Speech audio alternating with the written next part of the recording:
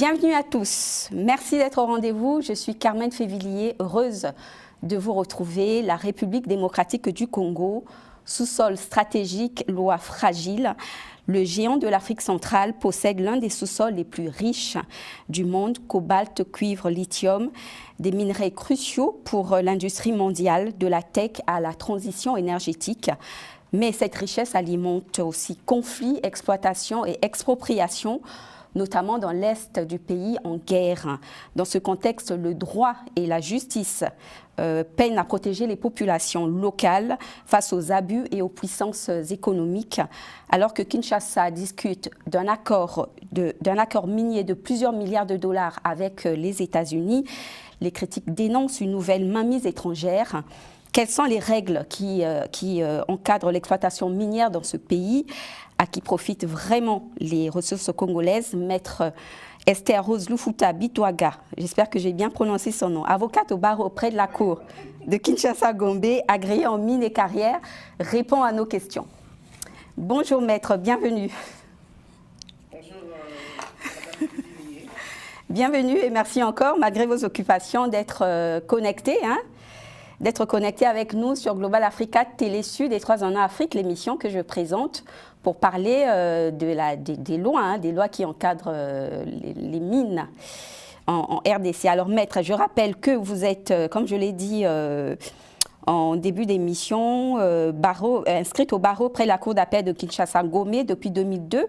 Vous êtes licencié en droit privé judiciaire de l'Université de Kinshasa. Vous êtes mandataire, agréé en mine et carrière depuis 2003 et mandataire également en propriété intellectuelle depuis 2011. Vous avez pris une part active aux réformes du cadre légal, fiscal, douanier et de change du secteur minier congolais. Vous avez également pris part à des travaux de révision du code minier en 2002 qui ont abouti à la loi modifiant et complétant le code minier de 2018. Vous êtes auteur de plusieurs publications en droit minier, droit fiscal et en droit des affaires. Voilà, j'ai dit droit fiscal, ce n'est pas le droit fiscal, plutôt le droit de la publicité. Voilà, j'aime bien le droit fiscal. Alors maître, encore une fois, bienvenue. Merci. Bienvenue. Alors maître, l'accord minier, quel est le but de cet accord minier que nous attendons entre la RDC et les États-Unis? D'abord, il faudrait savoir s'il y a eu un accord. Et jusque-là, les gens fustigent un accord que personne n'a vu jusque-là. Est-ce qu'il y a eu un accord? Nous ne savons pas. Personne ne saurait le dire avec certitude. Peut-être un protocole d'accord. Et même alors, si il y aurait eu un protocole d'accord entre, on ne sait pas, entre la République démocratique du Congo et avec les États-Unis, ou bien la République démocratique du Congo, un groupe d'entreprises américaines, personne ne sait le dire. Jusque-là, ce ne sont que des supputations.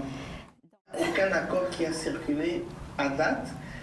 Et si on doit se fier aux déclarations de l'envoyé spécial du président des États-Unis, l'interview qu'il avait donnée au sortir de l'audience que lui avait accordée le chef de l'État, on peut raisonnablement penser qu'il n'existe pas encore d'accord. Il n'existe pas encore d'accord, mais on pourrait parler de pourparlers. Il n'existe pas de contrat signé. On pourrait parler de pourparlers de projets. D'accord. Et donc, quand on lit la presse, ces prétendus accords ont été suspendus. Et maître, qu'est-ce que cela révèle selon vous et quelles sont les garanties juridiques qui devaient être exigées avant toute reprise des négociations de ce prétendu accord?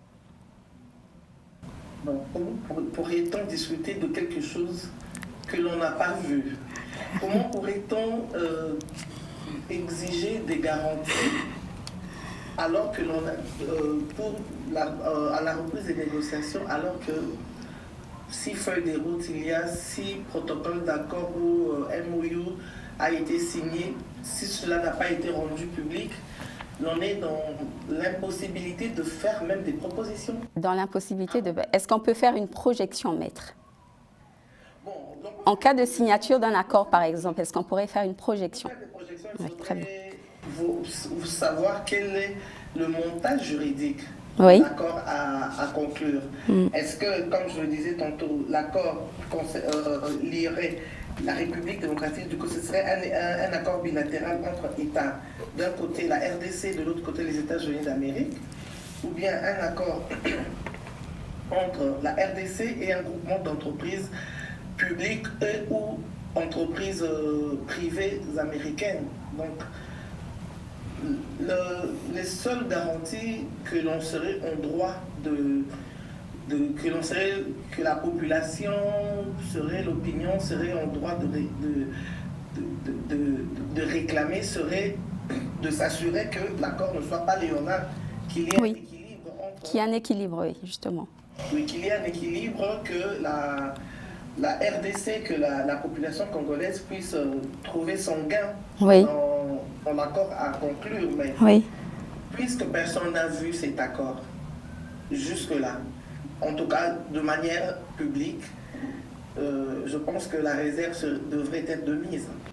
La réserve devait être de mise et donc maître, je vous ai préparé des questions par rapport à ce projet d'accord que nous attendons. C'est vrai que là déjà vous venez de dire qu'il ne fallait pas qu'il y ait une clause léonine dans ce projet d'accord. La question que je m'apprêtais à vous poser, c'était est-ce une opportunité ou peut-être plutôt un risque de brader les ressources naturelles du pays? Vous avez répondu à ça. Vous avez également dit que la population devait bénéficier justement de ce projet d'accord. Et donc, maître, on va aller directement, puisque vous le dites que vous n'avez encore rien vu. On va aller directement au droit minier. On va savoir comment la République démocratique du Congo encadre le secteur minier. Encadre le secteur minier. Et je rappelle que vous êtes mandataire agréé dans ce secteur. Et donc, maître, on va aller très vite. Il ne nous reste pas beaucoup, il nous reste un peu de temps quand même. Nous allons, comme je vous l'ai dit, on va parler du cadre légal et de la transparence. Quel est aujourd'hui le cadre légal juridique qui régit l'exploitation minière dans votre pays, maître? Bon, le cadre légal, les activités minières en RDC sont régies par le code minier, la loi numéro 007/2002 du 11 juillet 2002. Portant code minier tel que modifié et complété par la loi numéro 18/001 du 9 mars 2018 et le décret numéro 038/2003 du 26 mars 2003 portant règlement minier tel que modifié et complété par le décret 18024 du 9 juin 2018. Donc tout ce qui concerne l'activité minière, des recherches à l'exploitation, à la production se retrouvent dans ces deux textes de loi et d'autres arrêtés complémentaires que prend le ministre des Mines de temps à autre. Alors, est-ce qu'il y a des mécanismes de transparence pour les contrats miniers? Parce que justement, maître, comme vous l'avez dit, on voit intérêt des populations. Comment se fait la transparence à travers les contrats entre les entreprises minières et la RDC? Bon, il faut déjà comprendre qu'en RDC, il n'y a presque plus de contrats. Tout le monde, avant il y avait des conventions minières. Ouais. Aujourd'hui, il n'y a plus de conventions minières. Tout le monde, il y a un régime de droit commun. Tout le monde sollicite ses droits miniers via le cadastre minier et obtient les droits miniers. La façon de détenir les droits miniers, d'être titulaire des droits miniers, c'est de le solliciter. D'accord. Il y a le régime particulier, et même dans le régime particulier où l'on pourrait obtenir des droits miniers à la suite d'une convention. Je pourrais citer la convention liant la RDC au groupement des entreprises chinoises. La société qui a été créée pour être titulaire des droits miniers qui a été cédée dans le groupement cédé entre la GECAMINE et le groupement des entreprises chinoises a dû solliciter un droit minier. Oui, a dû solliciter un droit minier, oui. Il y a aussi la procédure d'octroi des droits, d'attribution des droits miniers par le biais de l'appel d'offres. D'accord. Alors, de l'appel d'offres sur des gisements étudiés, documentés par les entreprises publiques ou bien les services les services, les entités publiques de l'État. Donc, mais la transparence, c'est quoi la transparence dans le service minier, dans le secteur légal des miniers? La transparence procède déjà des règles d'octroi qui sont transparentes, prévisibles, prédictibles. L'on sait que lorsqu'on en introduit sa demande, ça passe par une instruction cadastrale, une instruction technique et une instruction environnementale, le cas échéant. Oui. La transparence consiste aussi, lors de l'application d'une demande au droit minier, de dire qui est le bénéficiaire ou le propriétaire réel de la société, du futur titulaire de droit minier. Oui. Et l'autre transparence, c'est qu'il est demandé à toutes les sociétés minières qui sont dans la phase de production de publier tous les paiements qu'ils font au titre de leurs activités aux différentes régies financières. Est-ce le cas, maître? Est-ce le cas sur le terrain, maître? Oui, c'est le cas. C'est le cas parce que le défaut de publication de ces données sur le site des sociétés minières, le défaut de transmission de ces rapports aux services compétents de l'administration des mines donne lieu à des sanctions, diverses pénalités. D'accord, des pénalités de diverses autres et même à des astreintes qui peuvent aller qui sont de l'ordre de $1000 par jour de retard. Donc ça peut aller très vite, hein. Cela peut aller très vite et donc c'est respecté. C'est peut-être pas respecté à 100%, mais les règles existent. Les règles existent. Et l'administration des recettes fiscales est derrière pour faire respecter ces règles. Pour suivre et avec la direction des mines. D'accord. Maître, vous avez parlé de la Chine.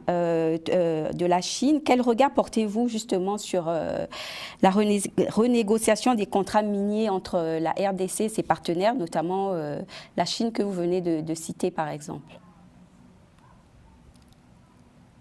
Ce que je pourrais dire, c'est que la renégociation, si les parties ont accepté de renégocier et les parties sont arrivées à un accord, il faut simplement comprendre que les conditions de la conclusion de l'accord en 2008 oui. n'étaient pas les mêmes en 2023-2024. D'accord. En 2008, il n'y avait rien, il n'y avait aucune connaissance. D'accord. La RDC a dû signer des accords en tenant compte du contexte à l'époque, de la crise, la RDC qui n'était pas solvable. Oui. Et donc, elle a signé dans ces conditions-là. Entre-temps, le projet, il y a eu une étude de faisabilité, le projet a pris de la valeur, il y a eu le début de la production, l'embellie des coûts. Une renégociation s'avérait peut-être nécessaire du point de vue de la RDC. Oui, la donne a changé, maître. La donne a changé et il y a eu une renégociation comme dans tout contrat. Oui. Comme dans tout contrat, lorsque les conditions changent, les parties se retrouvent autour d'une table pour renégocier. Rien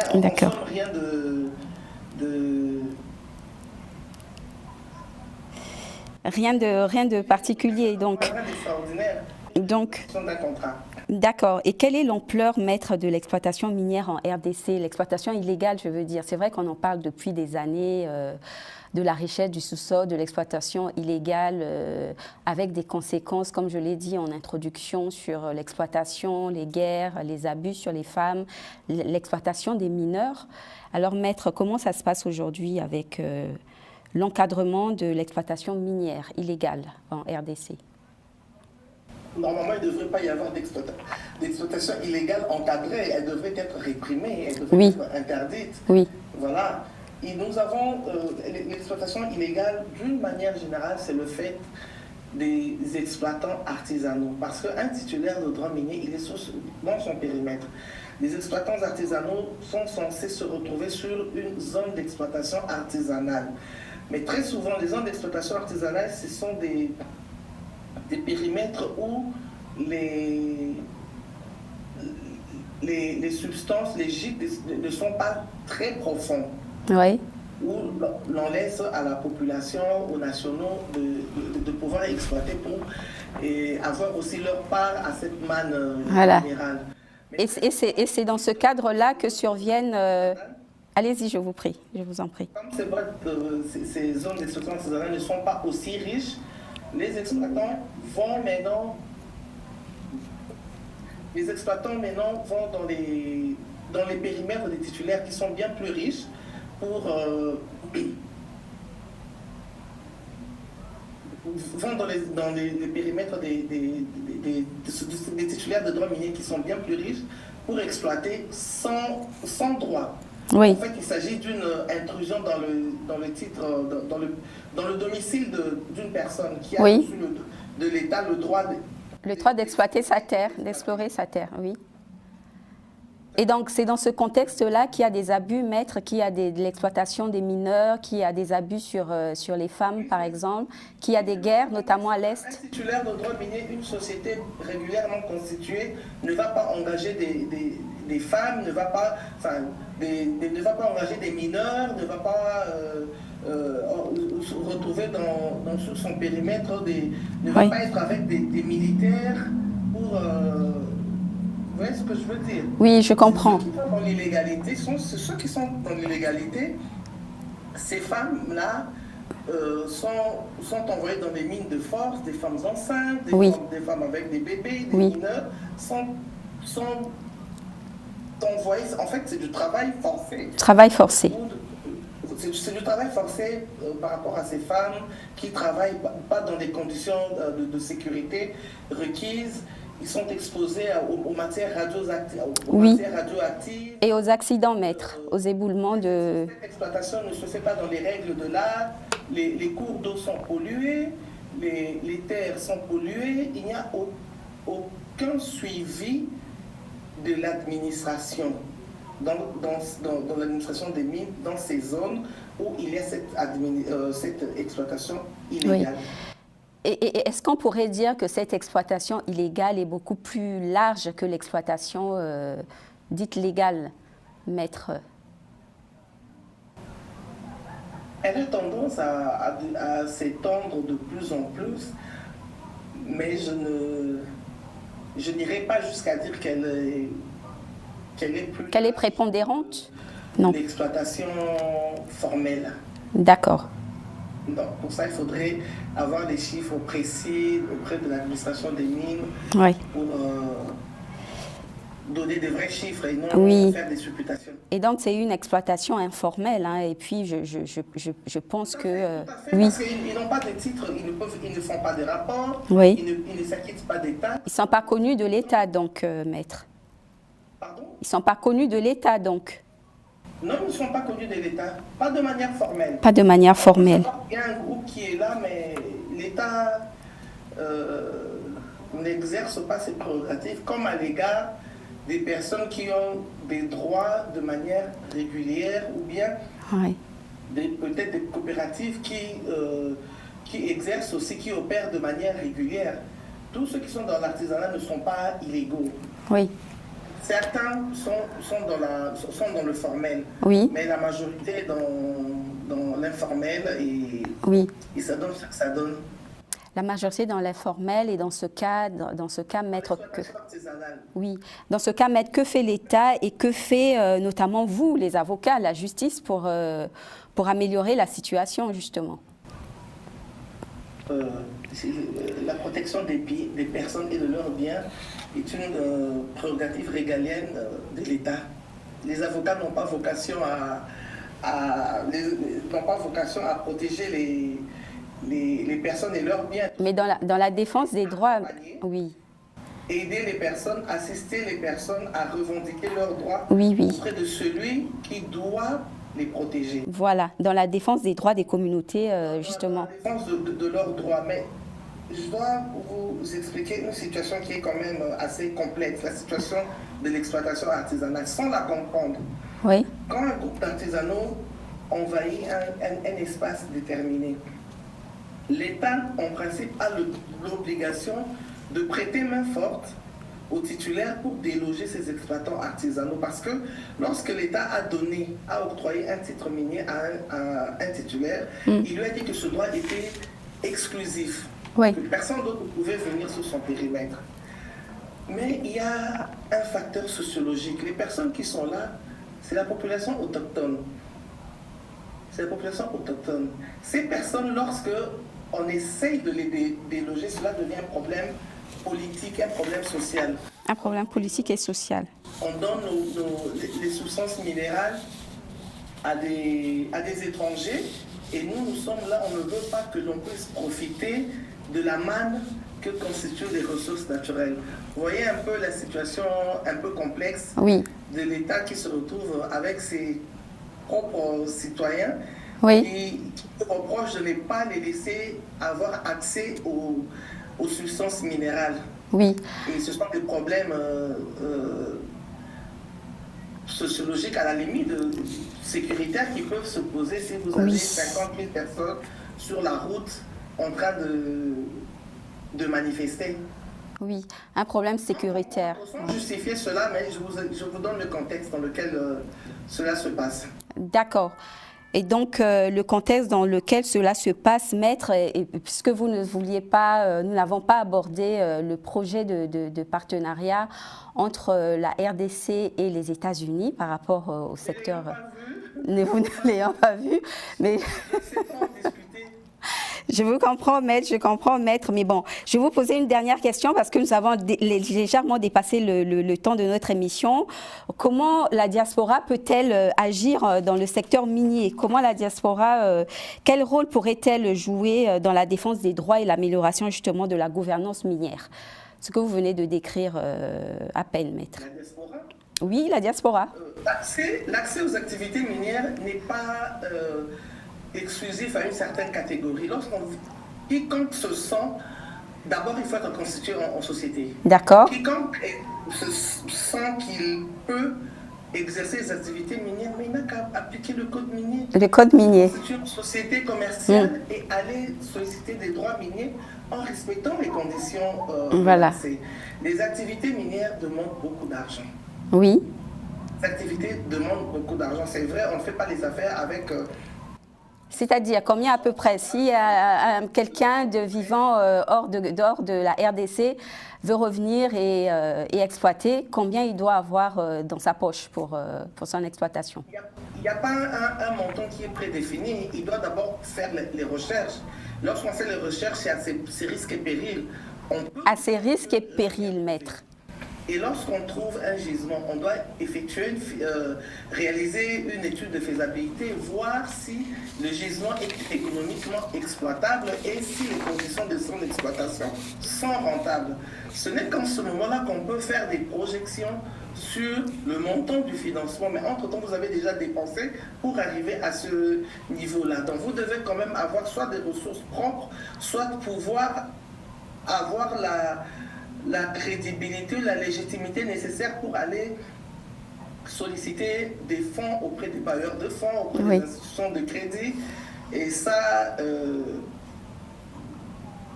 il faudrait que nous ayons une diaspora de qualité qui puisse avoir accès au secteur minier. Et vers qui devrait-on se tourner? Vers quel organisme devrait-on se tourner en RDC pour l'exploitation minière, Maître? Il n'y a qu'un seul, la porte d'entrée aux activités minières en RDC, c'est le cadastre minier. Le cadastre minier. On va au cadastre minier, on se présente au guichet, on se fait délivrer un formulaire qui est d'ailleurs téléchargeable sur le site du cadastre minier. Et le nom du formulaire? Pardon? Le nom du formulaire, le formulaire? Formulaire de demande de droits miniers. D'accord. Formulaire de demande d'octroi de droits miniers. Il y a plusieurs sortes de droits miniers. On coche le droit minier que l'on recherche. Et il y a beaucoup d'éléments qu'il faut... C'est tout un dossier à constituer, mais les périmètres, on ne vient pas dire que je cherche un droit minier. Je veux un permis minier. Vous devez être en même de le localiser. D'accord. Et vous devez être en même de dire que voilà, mon permis se trouve par exemple au Katanga ou bien dans le Haut-Ouélé. Voilà les coordonnées. Vraiment localiser et identifier. Quelle substance minérale. Voilà. Bon, merci Maître, nous avons largement dépassé le temps de notre émission, c'est dommage. Et donc, j'espère que vous allez revenir hein, pour qu'on poursuive notre interview sur les autres points de la réglementation minière, notamment de la fiscalité minière, très intéressant. Et donc, chers téléspectateurs, je vous dis à très bientôt. Maître, au revoir et à très bientôt, je l'espère. Bon travail à vous à Kinshasa. Et vous avez dit qu'il pleuvait tout à l'heure. J'espère que la pluie a cessé. On espère qu'il n'y aura pas d'inondation cette fois. Oh, ben, on l'espère, on croise les doigts. Merci beaucoup, chers téléspectateurs, de nous avoir suivis. Et donc, à très bientôt. Restez fidèles. Au revoir.